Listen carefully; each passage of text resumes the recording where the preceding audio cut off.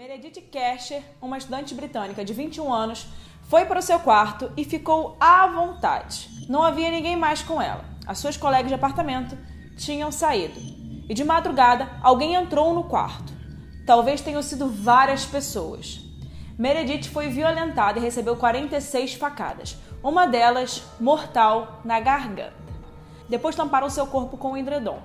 Era a noite do dia 1 para o dia 2 de novembro de 2007. E o que passou nesse quarto de Perugia, na Itália, continua sendo até hoje um mistério. Quem esteve com ela? Ou quantos estiveram com ela? Por que alguém faria isso?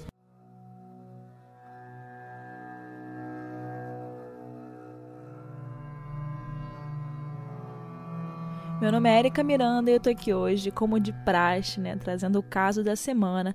Toda quarta-feira, às 17 horas, eu lanço um caso aqui. Então, para você ficar ligado, você já sabe que toda quarta-feira tem caso aqui. E hoje é um caso emblemático, um dos mais conhecidos para quem gosta do tema. É claro que eu não podia deixar de citar esse caso aqui, de pesquisar, de trazer todas as informações para vocês. Então, hoje eu trouxe aí o caso da Meredith Kercher. Vamos chamar a vinheta, mas antes, claro, posta lá no seu Instagram que você está assistindo aqui, me marca que eu vou adorar. Meu Instagram é @erica_mirandas. Eu vou adorar saber que tem alguém aí do outro lado me escutando, gostando do meu conteúdo. E se você quiser deixar alguma sugestão de caso, eu também vou adorar ler. Deixa lá no Instagram para mim que eu vou amar. Então agora sim a gente pode chamar a vinheta.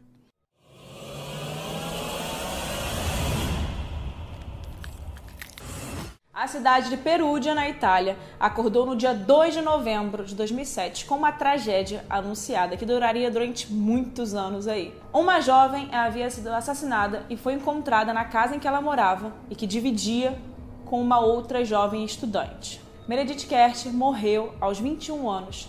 Ela era nativa de Londres e, como eu disse, teve a sua garganta cortada e levou muitas facadas.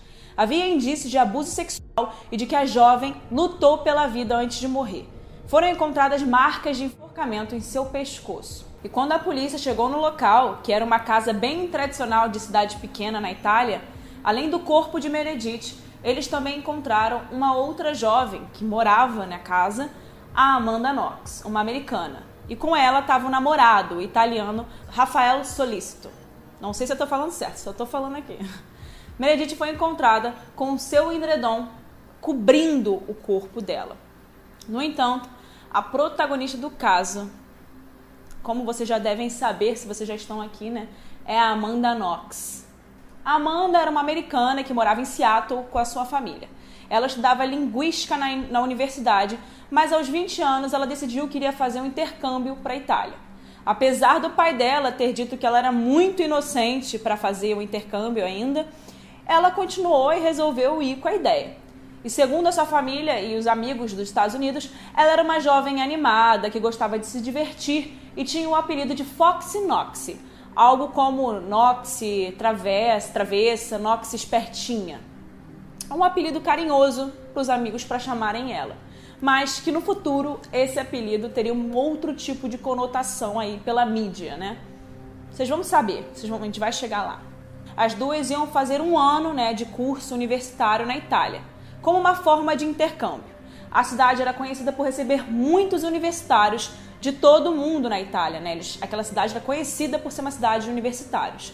E por isso era comum que tivessem muitas festas ali naquela cidade. Era um universo perfeito e favorito para Amanda, que além de apaixonada pela cultura italiana na época, ela tinha muito interesse pela cultura italiana, ela também gostava de festas.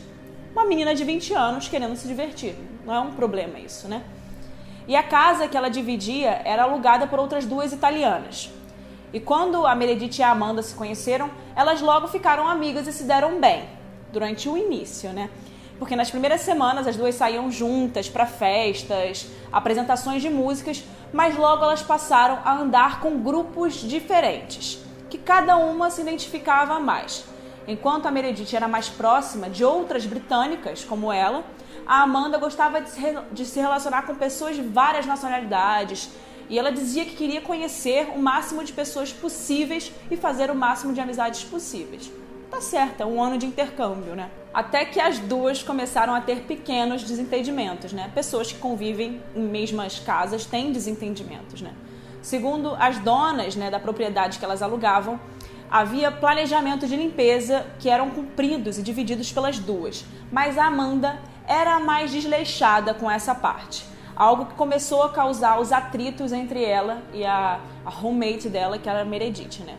A Amanda era descrita como uma pessoa mais extravagante, que gostava de cantar alto, gostava de chamar mais atenção. E a Meredith era aquela típica pessoa que gosta de ver TV com as amigas, mas na dela. Apesar de não ser nada muito grave, a Meredith dizia para as colegas que se incomodava muito com as atitudes de Amanda e que por isso elas estavam tendo muito atrito. Ou seja, a diferença entre as duas estavam ficando cada vez mais claras. Um outro ponto que incomodava muito a Meredith também era que a Amanda sempre levava com frequência pessoas que ela conhecia para a casa das duas, né? É possível que esse atrito das duas seja por questões culturais mesmo, né? Uma americana, uma britânica, criações diferentes. E a Meredith era uma pessoa mais reservada. E a Amanda era bem mais aberta, bem mais extrovertida.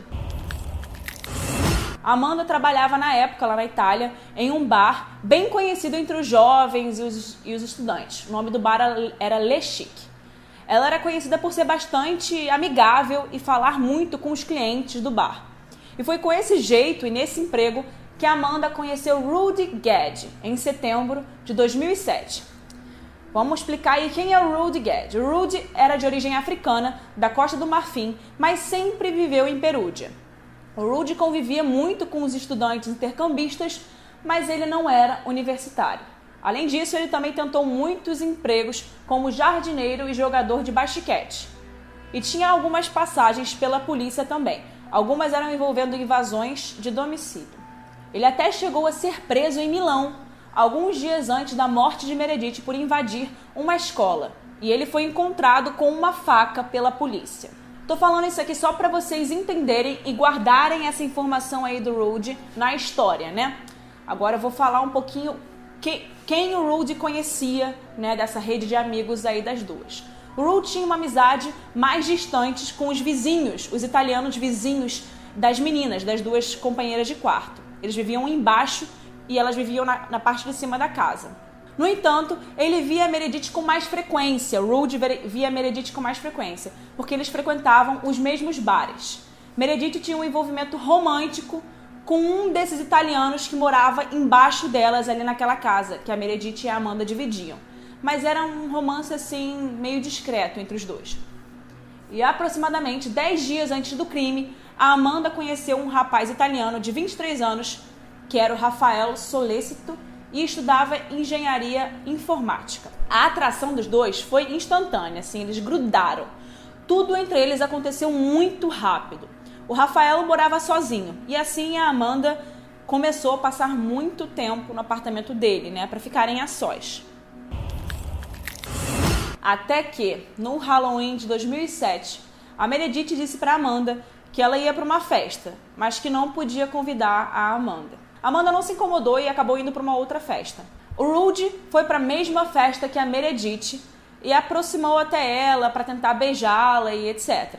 As informações do que houve entre os dois são parte do depoimento de Rudy e não das amigas de Meredith, pois a festa estava muito cheia e elas não conseguiam ver de fato o que aconteceu entre os dois. Bom, a Amanda saiu com outros amigos, mas de madrugada ela se encontrou com o Rafael, né, o seu namorado, e eles foram para a casa em que ela morava. No dia seguinte, a Meredith expressou muita irritação com a Amanda por eles terem passado o dia inteiro na cozinha. E aí a Amanda resolveu ir para a casa de Rafael para eles ficarem juntos sem ninguém incomodar, e eles assistiram um filme. E o registro de computador de Rafael mostrou que o casal realmente reproduziu um filme por cerca de 2 horas no computador dele naquela noite. Nesse mesmo dia, o Rudy disse que se encontraria com a Meredith. Então, foi para onde a casa da Amanda e da Meredith, né? Na noite do dia 1º de novembro, Meredith se despediu de suas amigas, né, para ir para casa. E foi a última vez que as amigas viram a Meredith. Enquanto isso, a Amanda estava lá, na casa do Rafael, e ela tinha sido dispensada do trabalho naquela noite pelo seu chefe no bar, né? E ela ficou lá, passou a noite com o Rafael. E Rudy estava ali perto da casa de Meredith e Amanda. Poucos minutos depois da hora que Meredith foi vista chegando em sua casa, o computador de Rafael registrou um episódio de um filme, de uma animação, que foi reproduzido naquela noite, perto das 10 da noite, que foi quando Meredith foi morta. E perto desse horário, uma mulher chamada Elizabeth recebeu uma ligação que disse para ela que ela não deveria usar o banheiro da sua própria casa, porque poderia haver uma bomba dentro do banheiro. Ela logo chamou a polícia e não havia nenhum perigo, mas no dia seguinte ela teve que fazer um boletim de ocorrência. No dia 2 de novembro, essa mulher e o seu filho encontraram um celular no quintal, que eles também levaram para a delegacia. O celular pertencia à dona da casa alugada por Amanda e Meredith. Mais tarde daquele dia, ela encontrou um segundo celular em sua propriedade que recebia uma ligação de Amanda. E aquele celular era o celular de Meredith. Nesse mesmo dia, quando Amanda voltou para casa já de manhã para tomar banho da casa do Rafael, ela saiu da casa do Rafael e foi para a casa dela, ela encontrou a porta meio que entreaberta. Mas ela não estranhou aquilo porque poderia ser o vento, já que a porta de lá não trancava direito. E ela disse ter visto que seu quarto estava bagunçado e a porta do quarto de Meredith fechada. No banheiro ela viu alguns respingos de sangue na pia, mas ela também não estranhou, porque achou que podia ser sangue de ferimento ou até menstrual. No momento que ela viu fezes depositadas no vaso do banheiro, e sem a descarga ter sido acionada, aí que ela disse que começou a estranhar e se assustar com o que poderia ter acontecido ali dentro. Ela tentou ligar para a amiga, para Meredith, mas não teve resposta. E assim, ela estava muito nervosa, ela voltou logo para a casa do namorado, para a casa do Rafael. E após eles tomarem café juntos, a Amanda e o Rafael decidiram voltar para a casa da Amanda. Mas eles não entraram na propriedade, eles ficaram no quintal. A polícia já tinha chegado para devolver os celulares e a situação já estava bem estranha para todo mundo. A porta de Meredith precisou ser arrombada, pois a janela do quarto estava quebrada. E essa situação, de longe assim, parecia um roubo com uma possível morte, E aí que as coisas começam a ficar muito estranhas, porque alguns comportamentos de Amanda foram muito julgados pela polícia e pela mídia. Enquanto a polícia encontrava o corpo de Meredith, a Amanda e o Rafael, os namorados, trocavam muitas carícias e se beijavam do lado de fora da casa, diante daquela situação. E também teve um momento em que as amigas de Meredith falaram que queriam desejar que ela não tivesse sofrido. E a Amanda falou, é claro que ela sofreu, ela teve a garganta cortada. E poucos dias depois do crime, ela foi vista com o Rafael comprando lingeries e conversando de forma bem inapropriada na loja. Ao ser levada para a cena do crime e perguntada se ela conhecia a faca, que poderia ter sido a faca usada no crime, ela tapou os ouvidos e começou a gritar, uma reação muito estranha. E aí as atitudes de Amanda causaram muita suspeita nos policiais e nos investigadores, que resolveram chamar ela e o Rafael para depor. E durante o depoimento de Rafael, ele confirma a versão de que eles passaram a noite toda vendo filme. No entanto, depois de ter passado um tempo do depoimento, ele disse que não tinha certeza se a Amanda tinha de fato ficado com ele aquela noite toda em casa. E no depoimento de Amanda, que demorou horas e foi privado de água e comida, com um indício de suposto abuso policial para pressionar ela para falar coisas que ela não acreditava, a Amanda indicou o chefe dela do bar, do Le Chic, como culpado. E ela depois reclamou que ela não tinha um intérprete durante o depoimento e nem um advogado, mesmo ela morando na Itália há pouquíssimo tempo. Dias depois, a Amanda disse que seu depoimento era falso e feito sob muita pressão pela polícia. E Rafael também afirmou que a Amanda passou a noite toda com ele. O promotor do caso foi acusado de ter julgado a Amanda de forma bem errada. Ele disse que o comportamento da americana não era o correto e ele pediu um mandato para buscar provas na casa de Rafael. Ele acreditava que o casal tinha agido com o chefe da Amanda em um ritual sexual para assassinar a Meredith. A essa altura, vocês imaginam como é que a mídia italiana e mundial já estava com os holofotes no caso. E a Amanda aparecia nas manchetes como uma mulher manipuladora e muito devassa, E eles usavam muito aquele apelido, que eu falei pra vocês no início, o Foxy Knox em caixa alta, todas as estampas de todos os jornais, na frente de todos os jornais, Fox Knox, com imagens dos dois, que queria realmente mostrar que eles eram um lado mais agressivo, imagens depreciativas dos dois. Os três acabaram sendo presos, né? A Amanda, o chefe e o Rafael, menos de uma semana após o crime. E logo o chefe de Amanda foi solto, né? Por ter apresentado um álibi. No entanto, havia um DNA a mais nessa cena do crime, o de Rudy Guede. Rudy afirma que estava na casa delas no momento da morte, mas não matou a Meredith e nem viu o rosto do assassino. Segundo Rudy, Meredith deu falta de um dinheiro dela, e colocou a culpa na Amanda e a chamou de drogada. Ele tentou acalmá-la ali naquela noite e os dois começaram a ter relações sexuais. Mas interromperam naquele momento ali porque o Rudy não tinha camisinha. Então ele foi pro banheiro e minutos depois, ele estava meio passando mal, ele demorou mais no banheiro, segundo ele não trancou a porta. E foi aí que ele diz que escutou um grito de Meredith enquanto ele estava lá dentro. E quando ele saiu do banheiro, ele viu um homem armado com uma faca. E ambos começaram uma briga, né? Mas o invasor acabou fugindo, né? O assassino acabou fugindo. E ao chegar no quarto de Meredith, ele encontrou ela ensanguentada com um corte na garganta. Desesperado, ele colocou uma toalha no ferimento e fugiu do local. Porque, segundo ele acreditava que ninguém ia acreditar na versão dele, né? Que ele não tivesse feito aquilo. E ele não queria ser preso, então ele acabou fugindo. Rudy chegou em casa, se lavou, trocou de roupa e foi para uma festa. Rudy acabou fugindo para a Alemanha. Houve muita especulação midiática sobre a acusação de Rudy, né? Pelo fato dele ser um imigrante negro. E em seu depoimento, Rudy diz ter ouvido Amanda entrar na casa e viu pela janela ela fugindo.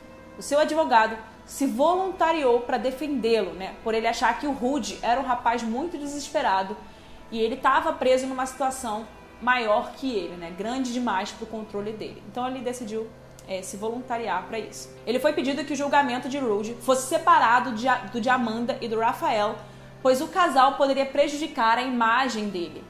E era possível que ele acabasse culpado sozinho pelo crime. Após um acordo, Rudy foi sentenciado a 30 anos, mas o promotor recomendou que a pena fosse reduzida para 16 anos. Amanda e Rafael foram julgados juntos e ela teve a imagem de uma mulher, né, diabo, entre aspas, nas palavras do promotor, tá? Para o júri, porque ela foi retratada como uma ninfomaníaca usuária de drogas que arrastou o namorado dela para um perigoso jogo sexual ali entre os amigos. E a imagem de Rafael, que ficou ali pela mídia, era um rapaz tímido, pacífico, que tinha sido corrompido pela namorada americana. Assim que eles começaram a ter um relacionamento, né, mais forte. A morte de Meredith seria fruto de excessos ali sexuais, desse jogo sexual desse grupo, né? E o uso de maconha pelo casal também foi um tópico explorado muito pela mídia e pelo tribunal. Com isso, Amanda foi sentenciada a 26 anos e Rafael a 25. Houve protestos contra a sentença de Amanda, inclusive por seus familiares. E ela seguia, né, se dando como inocente para todo mundo. E na prisão, a Amanda escreveu um diário sobre a inocência dela. E os médicos chegaram a dizer para ela que ela era HIV positivo. E nisso, né, no diário dela, ela fez uma lista dos homens com quem ela poderia ter tido relação sexual e ter contraído, né? E essa lista vazou para a mídia. Eles vazaram isso. E depois eles confirmaram para ela que ela não era HIV positiva, ou seja, eles só queriam mostrar que ela era depravada com a lista de homens que ela teve. Além disso, foi veiculado que a casa era frequentada, né, muito pelos casos sexuais de Amanda. Mas a informação foi negada e confirmou-se que eram apenas amigas da jovem e amigos mesmo. As duas principais provas do crime, né, do caso, eram uma faca da casa das estrangeiras, da Amanda e da Meredith, que foi encontrada na casa de Rafael com o DNA da Amanda e da Meredith. E o fecho do sutiã de Meredith, que continha o DNA de Rafael.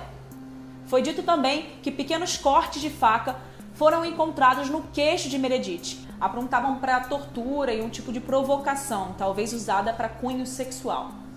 No entanto, há prova de que os peritos que investigaram, né, as pistas ali de forma muito errada. sem os uniformes adequados e misturaram materiais de DNA de Amanda e de Meredith e deles próprios, né, não usando o material adequado. Algo que poderia transferir os DNAs, né, de um material para o outro. Os cortes de Meredith não apontavam totalmente para um ritual de cunho sexual, né? Em 2010, um novo julgamento foi feito e os erros processuais da polícia derrubaram todas as provas de DNA, né? Aquelas misturas de DNA na hora da coleta. Somando a isso, um colega de prisão de Rudy afirmou ter ouvido do Rudy, né, que Amanda e Rafael eram inocentes da acusação de assassinato e que o criminoso seria um homem desconhecido.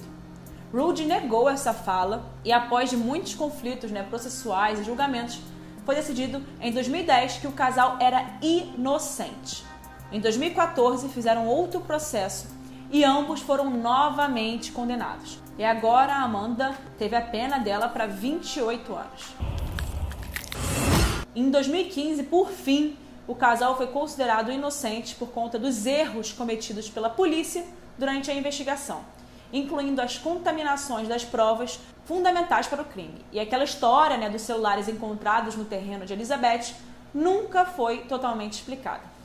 Atualmente, a Amanda trabalha nos Estados Unidos como jornalista freelancer e escreveu um livro onde ela relata, né, o seu lado da história e a sua inocência. Ela também luta pelas pessoas que foram erroneamente condenadas pela justiça. E em um documentário lançado em 2016 que tem no Netflix, intitulado Amanda Knox, ela afirma: ou eu sou o lobo em pele de cordeiro, ou eu sou você. Seu ex-namorado Rafael Solécito, por sua vez, ficou mais reservado, né? Embora ele tenha participado como assessor em programas de crime sem solução. 9 anos depois, os dois se apresentam no documentário da Netflix como vítimas de um sistema judicial ruim que os condenou para sempre a serem os culpados de um assassinato que, segundo eles não cometeram. Rudy ficou preso durante 16 anos e recentemente, em setembro de 2019, ganhou o direito de progressão ao regime semi-aberto. Se Amanda e Rafael não participaram, então com quem mais estava Gad? Teria sido ele o único autor das 46 facadas, além de abusar da Meredith? Agora vamos para a minha opinião, né? Deixando aqui bem claro que isso não tem a ver com a história, tem a ver com a minha opinião. Eu já vi essa série, esse documentário do Netflix sobre a Amanda Knox. Recomendo a todo mundo que assista, porque realmente mostra alguns lados da história. Mas que essa história divide todo mundo, né? Ninguém sabe para que lado você escolhe ou acha certo. Enfim, o que eu acho é que a polícia italiana errou muito na investigação. Eles misturaram muitos DNAs, até porque, querendo ou não, as casas dos dois tinham um constante entra e sai das mesmas pessoas. Então é claro que teria o DNA de Amanda e Meredith misturado em algumas coisas.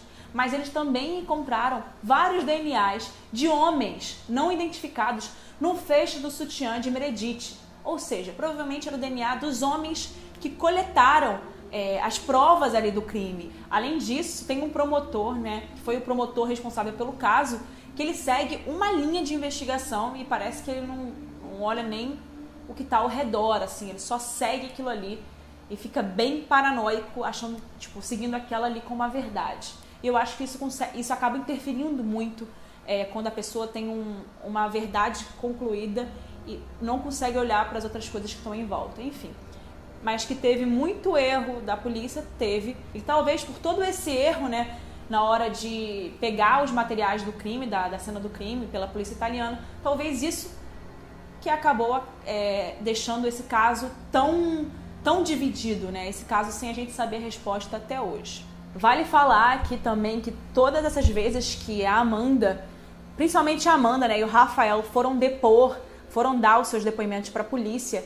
Para quem gosta e conhece casos criminais, sabem que toda vez que eles têm que fazer esse tipo de depoimento, são horas, é uma tortura psicológica e mental. É muito desgastante. E os policiais muitas vezes querem que aquilo acabe, que aquele crime seja solucionado de uma vez. Então eles ficam pressionando para que a pessoa diga o que eles querem que seja dito. E a Amanda disse que isso aconteceu, né, no caso dela. E que talvez por isso que ela tenha condenado, ela tenha dito que o acusado era o chefe dela naquela primeira vez onde tudo aconteceu. Então, provavelmente esse jeito de falar com os acusados também pode ter interferido muito no caso, já que ela estava sob muita pressão, sem comida, uma pressão mental, psicológica, além dela ser uma menina muito jovem com tudo aquilo que estava acontecendo, né?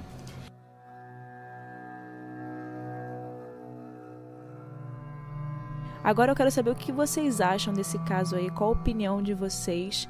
E esse foi o caso da semana, muito pedido e muito conhecido. Então qualquer outra sugestão de caso para trazer aqui pro podcast, vocês podem me mandar lá no Instagram, que eu vou adorar saber as opiniões de vocês.